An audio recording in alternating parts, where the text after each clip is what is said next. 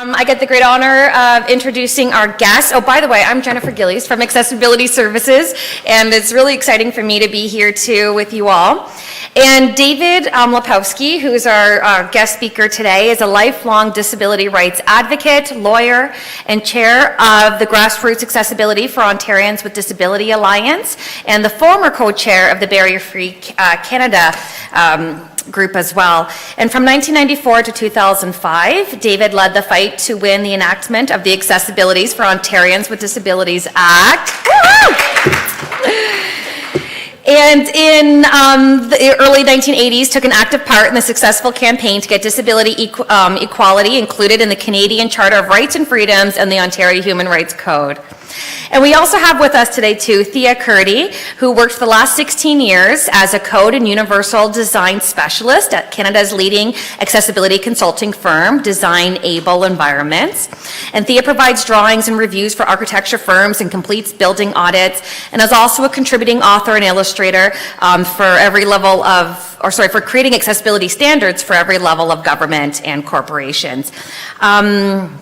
So yeah, without further ado, let's please welcome our guests and enjoy the great talk today. Thank you.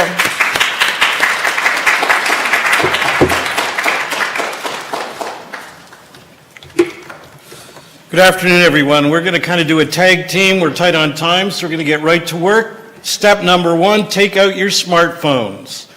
Why? I encourage you to live tweet this event using the hashtag AODA. And I encourage you to follow us at AODA Alliance. We're not shy. We want you to be part of the campaign for full accessibility. You're going to get two perspectives on the same question. Me from the perspective of disability rights, community organizing, and advocacy, and Thea from the point of view of a design professional working on accessibility. But our message is the same.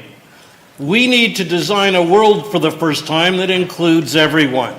We live in a world that is designed right now on a ridiculous basis. The buildings we go into and try to use, the stores where we want to shop, the goods we want to buy, the schools and colleges and universities we want to learn in, the public transit facilities we want to ride, everything has been historically designed on the unfair proposition or premise, never written out, never thought about in advance, but that they're only there for people who have no disability, no physical disability, no sensory disability, no mental, intellectual, learning, or mental health disability, or cognitive disability. Now that way of designing a world is ridiculous. It's ridiculous because there's so many of us. In Ontario, 1.8 million people now have a disability. Across Canada, that's 4 million people. Around the world, that's 1 billion people. Now, those numbers are ginormous, but they're just a small part of the picture.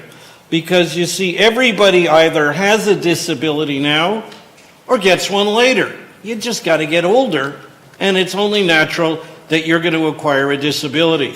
We are the minority of everyone. So to design a building or public transit or school system or curriculum or anything else as if people with disabilities weren't full and equal participants is ultimately self-defeating.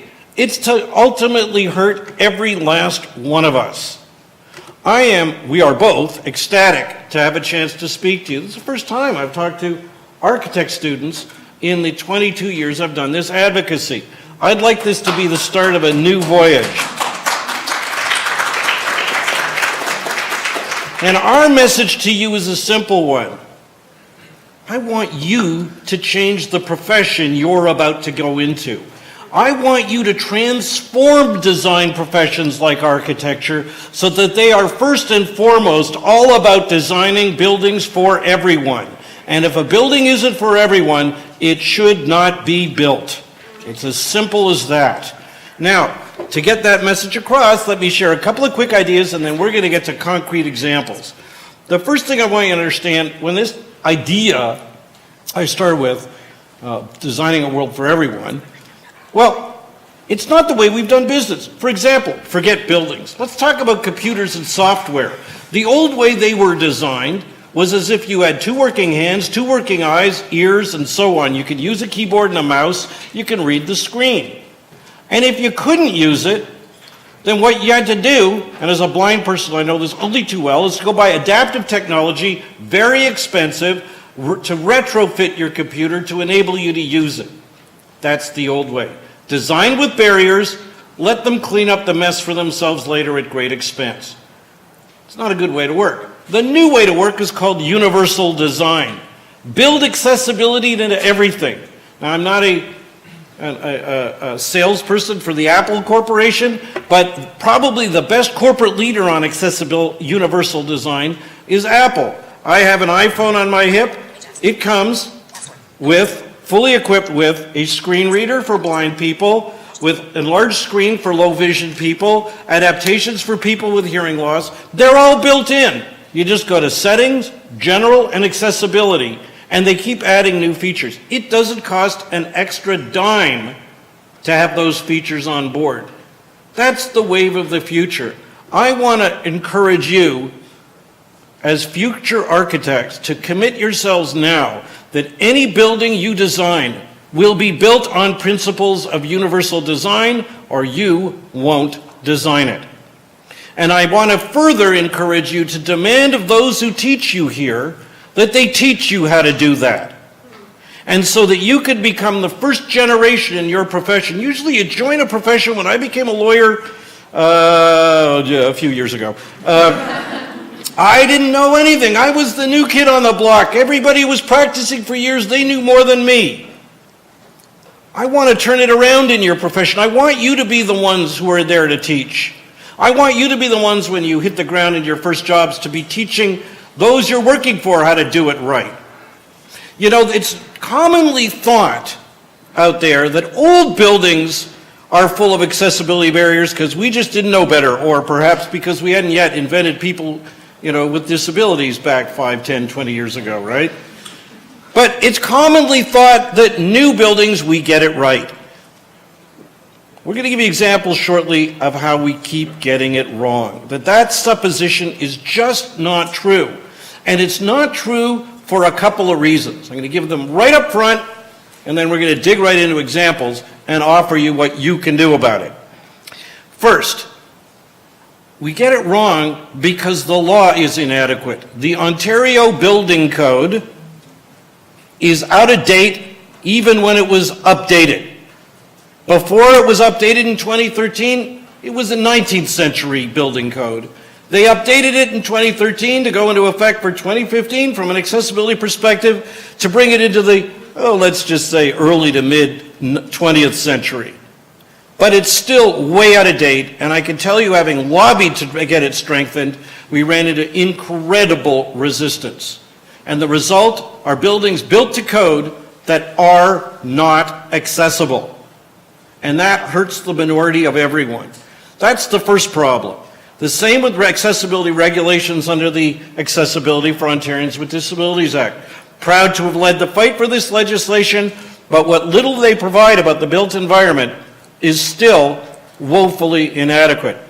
The third problem is that design professionals almost overwhelmingly, or at least too often, don't realize that those are not the only two laws they have to obey. There's another law they have to obey. It supersedes those laws. It's the Ontario Human Rights Code, and in the case of government buildings, the Canadian Charter of Rights and Freedoms. They guarantee to people with disabilities the right to equality for people with to equality without discrimination. To design a new public building for use in the public sector is to fly in the face of the guarantee of equality in the Charter of Rights and the Human Rights Code. And in the private sector, it's to fly in the face of the requirements of the Ontario Human Rights Code. Just building to code and to AODA standards is not fulfilling an organization's obligations in the law. So if you ever hear people talk about, well, let's go above code, because that'll be doing extra. Nope, it's not doing extra. It's only doing extra if it's also meeting the full requirements of full inclusion in the Charter for the public sector and the Human Rights Code for all sectors. Now, I told you we were going to jump into this with some examples. Before I do, I want to get you involved. If you'd like to learn more about this, or indeed to join our campaign for accessibility, we want you with us. Jen is going to pass around a list. Please print your email address or ask for assistance if you need it, and print your name. We'll sign you up for AODA Alliance emails, and if anybody's watching a video of this, just send a request to aodafeedback@gmail.com. That's aodafeedback@gmail.com, and all you got to say is sign me up. We'll add you to our email list. You'll learn how to get involved. We welcome your feedback. We welcome your inclusion. We welcome your participation. Now, on to practical examples. We're all about them. I'm going to give you one verbally. Thea's going to do a PowerPoint or a PowerPoint presentation, and then we're going to show you a video to give you a stunning example. And as you see these, just think in your own work, do I ever want to be associated with designing one of these? First example I'm going to give you, we don't have a picture because we don't have internet, but I can describe it to you. The brand new renovations at the Osgoode Hall Law School, where I am a part-time visiting professor. I went to Osgoode 40 years ago. I learned my way around as a totally blind person in about an hour or two. It was not great for wheelchair access, but for a blind person, I bombed around that building independently with no problem. 35 or some odd years later, major architecture firm brought in, major renovation. It's gorgeous. They improved wheelchair access. It's become one of the worst buildings I've ever tried to navigate. It's horrible. As just one example, blind people use a white cane in a major public space to find our way, it's called wayfinding, by shorelining, following a wall. There's a major thoroughfare on the main floor of Osgoode. On one side, soft seating every couple of meters. So the only way I can shoreline it is by slaloming around and whacking students in the shins. Not so good. The opposite wall would be perfect. It's a nice straight wall, but every couple of meters, there's a pillar. There's not only a pillar, there's an angled pillar. So my cane goes under it, my head whacks into it. That hurts me and sighted people who are texting while walking. I'm sure you've never done that. Just one of many design blunders that has made an accessible building, for me, into a substantially less accessible or inaccessible building. That's example one. You don't want to be involved in that. You want to do the opposite. I'm going to turn it over to Thea to give you some other examples. Go for it. Thanks very much, David, and thanks very much to everybody for coming. It's terrific to be here with you. So David kicked us off. I'm keeping us going here. I thought I'd talk a little bit about my role as an accessibility consultant. And in my personal view, I see this as a role of listening. I get to work with architects, so I listen to architects. I get to work with building owners, so I get to work with facilities management people's and owners' perspectives on accessibility. I get to work with policymakers, every level of government, so I get to hear what they're thinking about for accessibility, the complaints that they're hearing. But the most important group that I work with are people with disabilities. There's a common phrase out there, nothing about us without us. You shouldn't be designing something for people with disabilities if you haven't talked to people with disabilities. And somebody like David, an advocate for people with disabilities, and an invaluable resource for me to help the designers create better spaces. So I wanted to start with just a quick example of what David's talking about. So here's a sample made up site plan showing what would be required for this building to be OBC and AODA compliant. OBC is Ontario Building Code for anybody watching. Oh yes, for people who are watching. I'm speaking to architecture students, I thought, we're assuming of course you know. So the Ontario Building Code and the AODA obviously don't have very much required of us here, but look what actual accessibility would require. So if you were trying to achieve what the Ontario Human Rights Code's asking for, I think you'll agree if I go back and forward, that's much more comprehensive. The trick here is think about people with disabilities as people first, not as an afterthought. So the next example I wanted to show you was an example of a floor plan. Again, what does the Ontario Building Code and the AODA require of you? And yet, what would we actually need to be doing? And this actually isn't even a full slide. If I'd really filled it up, you probably couldn't have seen the floor plans. So an entirely different approach to design. So before you get all like, wow, that's just ruining everything, I want you to think about what's happening with green design. How do you design a green building?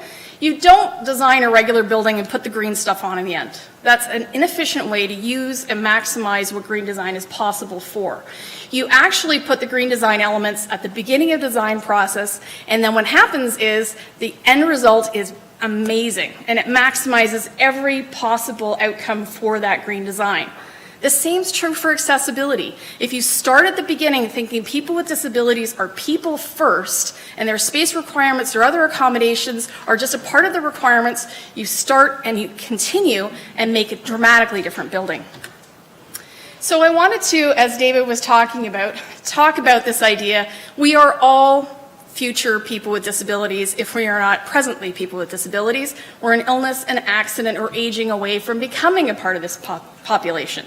We all have temporary disabilities, whether that's being hung over on a Friday morning for an 8 a.m. class, or being on cold medication, foggy in your head, or having sun in the eyes. It doesn't have to just be a medical definition. We all have temporary disabilities. You're in France, you don't read French. How do you manage with the signage there? So it's this idea of thinking about a person as a person who goes through a journey in life. And unfortunately, our building code is designed for a 6-foot-tall person with perfect vision, perfect hearing, and generally perfect mobility. Now, there is section 3.8 that has some accommodations, but as David said, they are a minimum, and everybody knows there's a significant gap between what these, even in your lifetime, are going to need. So think about it as future-proofing. So human diversity has 7 different categories. I'm leaving this presentation here for you, so I'm not going to take the time to read these, but these are things that I want to put on your radar as things to be keeping in mind as you're thinking. The problem solving, the great part about architecture is you're problem solving all the time. How do you problem solve so that this is inclusive and thinks about all the different functions a person might have? So I wanted to share, as David said, some really good concrete examples. So here's a popular example of an exterior treatment for a site. And what do we see as the problem here? Well, right away, as an accessibility specialist with 16 years of experience, I'm looking at that paving and I'm thinking that sucker is going to start to sink and shift. Those gaps are going to become problematic. The width of those pathways is too small. As those plants grow, they're going to represent overhead hazards or protruding hazards. None of that seating considers the fact that many people need to have back support or armrests.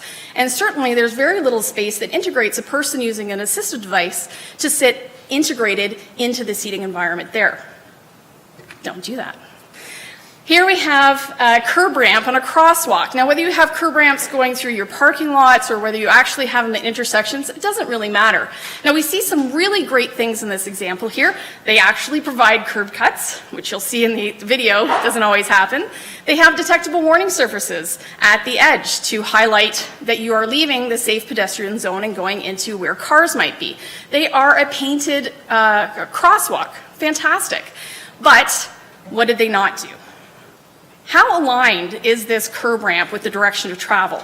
People with disabilities using this, somebody like David who can't see, is going to wander out into traffic because this is not aligning them with the safe destination on the other side. Equally, somebody who's not using the curb ramp, who's just using the sidewalk and trying to go past the sidewalk, has no level area, so they're tipping on that angle. And for many people who are using assistive devices, that can be a tipping hazard. So obviously, don't do that. Here we have parking. We've got look, they've put accessible parking in. That's fantastic. The signage may or may not be there. It's a little hard to see in the picture. Maybe they're still during construction. Maybe it's coming. But what do we not see here? We don't see a sidewalk at the top edge of the parking spaces. So they can't use the access aisle to go up to a sidewalk and then access the building from a sidewalk. They have to travel along the roadway. And particularly if you're using a seated assistive device, you're down lower. It's harder for cars to see you. This is a safety issue. And isn't the building code supposed to be at life and safety? Don't do that. Here we have an office place. Office spaces are fantastic, but our building code does not require the kitchens in our office spaces to be accessible. A huge oversight. What problems do we see here? Well, we have a sink that isn't low enough, no counter space that's low enough. There's no knee space to access the sink. And where's that microwave? It's too high. You can't even access it from a seated position. The tables here, they're using pedestal tables, and the pedestal tables block the access for the toe space. Lots of color contrast problems. I'll talk about those quickly later on. And this is my worst nightmare. This is a thing everybody's all celebrating. You're seeing this all over the internet and things like this, where they're creating these collaborative workspaces that are meant to echo the environment that people have at colleges. That's great, except that this staircase doesn't have handrails on both sides. So for people who need to have the stability, they can't access that. They have hangout steps. You might as well hang an able-bodied only sign here, because you're not going to be able to access or sit with your friends. If you can imagine a sign at a university that says, students who are female may not socialize here, students of a particular racialized community may not socialize here, you'd say, that's appalling. Anyone who builds hangout steps is hanging out a sign saying, people with disabilities, go socialize somewhere else. And as you can see, the storage space here is too high. You can't access those upper shelves. The furniture is not inclusive. How would you be able to sit? There's often tables in the way. Anyway, lots of things here. I could actually talk a full half hour just on this one picture. But this is the type of problem that the design community just doesn't see. This is a huge one.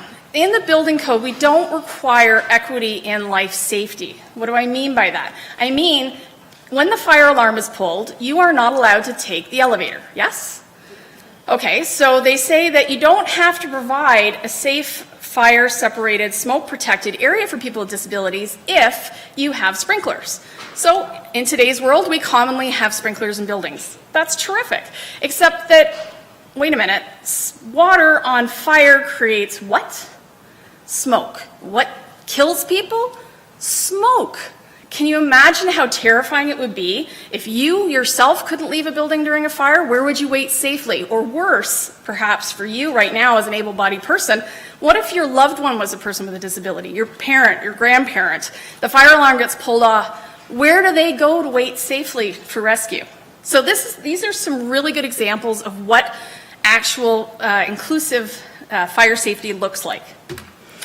And then very quickly, especially because David's here, I wanted to talk about some things that are not covered. If you were going to go beyond code, trying to reach what you're actually required by law to do, then you're going to be thinking about the example here, A, which is a tactile map, typically not seen. It's got raised elements, braille. You've got in example B, directional wayfinding from the bus stop right to the hospital entrance. Those are elongated bars. You can find that in some of the resources I'm going to give you. With using a white cane to detect it on the sidewalk as you're walking. Right. And example C is talking about effective color contrast. I often hear architects and interior designers, because they're not taught this and the importance of this, particularly for people with vision loss or people who are confused, color contrast is huge for wayfinding, and it ruins their design to try to apply it later. So they come up with a design aesthetic, and then they have to try to fix it, and they feel like it's been ruined. If you learn it from the beginning, you're ready to go. All right, so the big issue is that accessibility is both a macro exercise and a micro exercise. So this is an example of the macro. You've got to get your architectural programming right to include people with disabilities. If your architectural programming has been sitting on a shelf for many years without review and without update to include the spatial impact of path of travel, clearance at doors, turn spaces, so that both the staff and the visitors could be people with disabilities, then your space requirements or the square footage you've allowed will simply not accommodate the current code requirements or beyond code. So very lastly here, Harvard is offering now a free web-based course for everybody and offering people to teach people to learn the fundamental principles of architecture. So my challenge to you, to encourage you to go forward from today, remember that people with disabilities are meant to be designed for as people first and not as an afterthought. So David was talking about the segregation that we've moved from to inclusion, and I have provided resources that I will leave here for you. Go ahead. Okay. A couple of things about what you can do. The first is, to the extent that architects and other design professionals look both at designing buildings and spaces to be usable or functional and to be aesthetically pleasing, I encourage you to consider that the priority must be a clear one. Full accessibility first. We don't compromise accessibility to make it pretty. We don't make it pretty and then go, oh, but what are we going to do about that accessibility stuff? We design a fully accessible space, period. And then we can talk about the aesthetics. And anyone who gets those priorities backward is, respectfully, getting it wrong. And so, what do you do about it? I'm going to give you a couple ideas. The first is, as Thea said, learn about it. Second, encourage, demand that your professors teach you about it. Third, commit from this day onward, you are going to design in accordance with principles of universal design, because that's what you came to a design profession to be, a person who designs for everyone. Someone who doesn't want to find out later, oh my gosh, I didn't mean to do it, but look what I've done by accident. I've left people out. Number 4, if you want to learn about this, aside from signing up for our updates, I encourage you to go onto Twitter. You can follow us if you like, at AODA Alliance, but even if not, we've created a new hashtag. We're inviting people to go out and photograph barriers and describe them in the words of their tweets so we blind folks can follow them too, to share them on Twitter, and to enable us to tweet them to politicians and journalists. This Twitter campaign is rallied around a hashtag that we invented. It's AODA fail. So if you search on the number sign and then AODA fail, you will be stunned by what people have found. But not just looking at it, I encourage you as part of your learning exercise to do your own AODA fail scavenger hunt. We also commend AODA wins when people get it right. I want to show you a video that the AODA Alliance produced in late November, where we went to one brand new public building. Remember that expectation people have? New buildings, they're going to be great. Old buildings, they're the problem. Well, the AODA Alliance produced an 18-minute video. It's up on YouTube, but we're going to show you the 6-minute shorter version. And as you watch this, I encourage you to ask yourself, do I ever want to design a building that ends up in a video like this? Not sure how to make it full screen. There it is.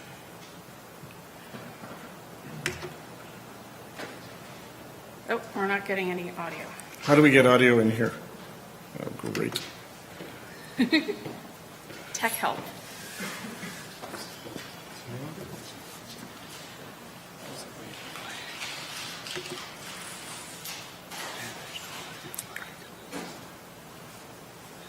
While we're sorting this out, I wanted to give you one other bit of information that you may want to think about. When people talk about accessibility and the built environment, it's typical for people to think about people in wheelchairs or with mobility issues, and that's, of course, important.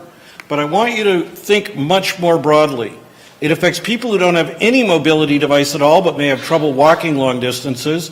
It includes people with vision loss who need to avoid head-level barriers, who need clear color contrast, and who need wayfinding markings through wide open spaces like great open foyers.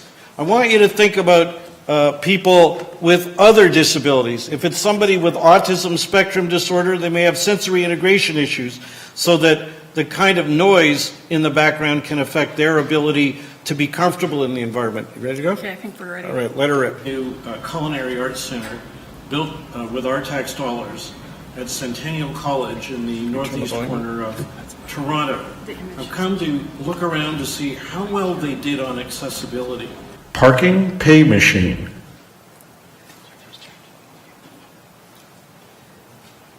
Near the accessible parking spots, there is a parking meter for you to pay for your parking. However, it's at standing height, so that's not accessible to somebody in a wheelchair who uses the accessible parking spots. That makes no sense.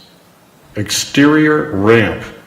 There is a ramp beside the stairs going to the front door, and that's good. But there's only a railing on one side, not both sides. There should be, for accessibility, a railing on both sides. Some people need one on both sides, or may need one on the side which is missing for balance. Moreover, the side where there is no rail is the side where there's a vertical drop-off that presents a safety problem, not only for people with disabilities, but frankly for everybody, especially little kids. Washrooms. I'm now on the basement floor of the Culinary Arts Building, the brand new building at Centennial College in Scarborough. And here they have a public women's washroom. And right next to the men's washroom, the only thing between them is a little thin wall or something. So here's the thing. Beside the women's washroom, it's great that they've got signage with raised letters and it says women in Braille. But a blind person is going to be feeling the entire wall to find out whether there's a sign here. And when we walk by, what we would hear is just the echo. And it doesn't sound like there's two separate bathrooms. It sounds like there would be just one. So I wouldn't know to go over and check further that beyond here is the men's room, if I was here for the first time, and then look for a sign here. It would be way better if they simply had a door with a sign. Elevator. This says main, but the voice on the elevator is going to say ground, which is referring to a floor that's not the ground floor, it's one above the ground floor. Just pushing the main button.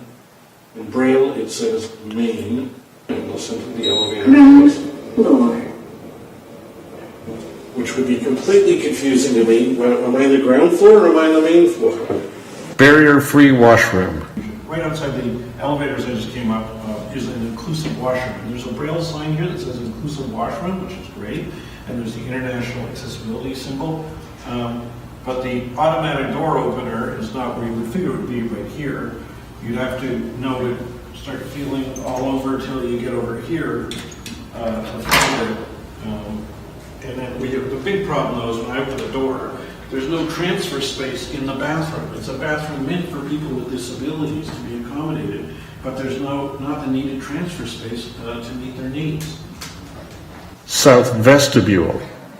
Now, once you're open that one door and you're now between the inside door and the outside door, again, here we've got another one of these galleries, one of these things sticking up from the floor that I've not encountered in virtually any other building except the disastrous design of the Women's College Hospital. Wouldn't even know to look for it, but if I look for it, I'd be confused by the fact that for some other doors, these automatic door openers on the wall, not on something sticking up in the middle, but let's get past that problem. If I didn't come over here and feel there's a button, I don't necessarily know there are two buttons. So I'm looking to go out the door, and I only find this one to push it.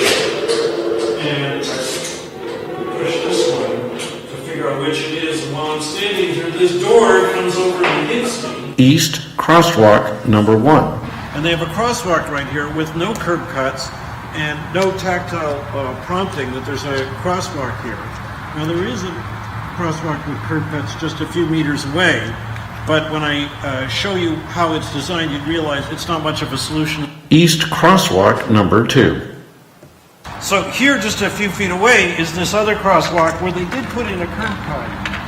But it points me, as a blind person, to walking into oncoming traffic, rather than if they had made the other inaccessible crosswalk accessible, it would point me to go right across the way you ordinarily would cross the street. So this is just, from the point of view of safety and accessibility, another blunder. Conclusion. Thanks for watching this video. To learn more about us, visit our website at www.aodaalliance.org.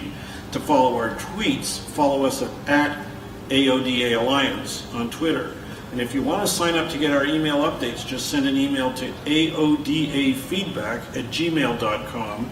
And all you have to say is, sign me up. And we welcome your feedback. Let us know about AODA fails or AODA wins that you know about around Ontario. If you want to see the long version of this video with more examples of problems with accessibility, go to YouTube and do a search on AODA Alliance and Centennial College and long version. Okay, you want to just turn it off? Okay, we've only got a couple of minutes left before you've got to get on to other classes, so let me wrap up with a couple of observations.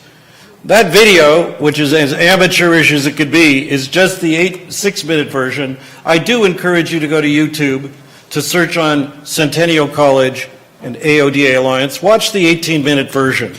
There are more examples, and they're comparable examples of accessibility problems. This is a brand new building at a community college. It should never have happened. But what's powerful about it is they wanted to get accessibility right. Similarly, the Osgoode Hall Law School, I believe, wanted to get accessibility right. The problem is a combination of design professionals who haven't been trained to do this adequately, building code and AODA standards that are inadequate, and the misconception that all you got to do to meet legal requirements is to fulfill the building code and the AODA standards.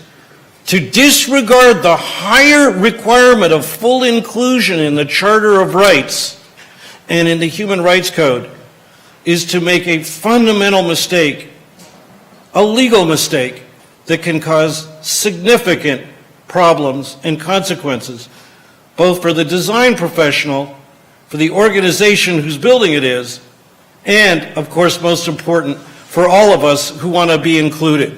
Now, I want to end on a really positive note. There's a lot of room for you to make a difference. You are in the fantastic point of being at the start of your career. You're still learning. Take this on as a challenge and as an exciting opportunity. Look for AODA fails and AODA wins. Let us know and tweet them. We welcome your idea, if you email us, about how you might be able to help get design professionals on the right side of this issue as often as we can. And most important of all, make that commitment today that whatever you design is going to be designed for everyone. Thank you so much for this opportunity for us to speak to you today.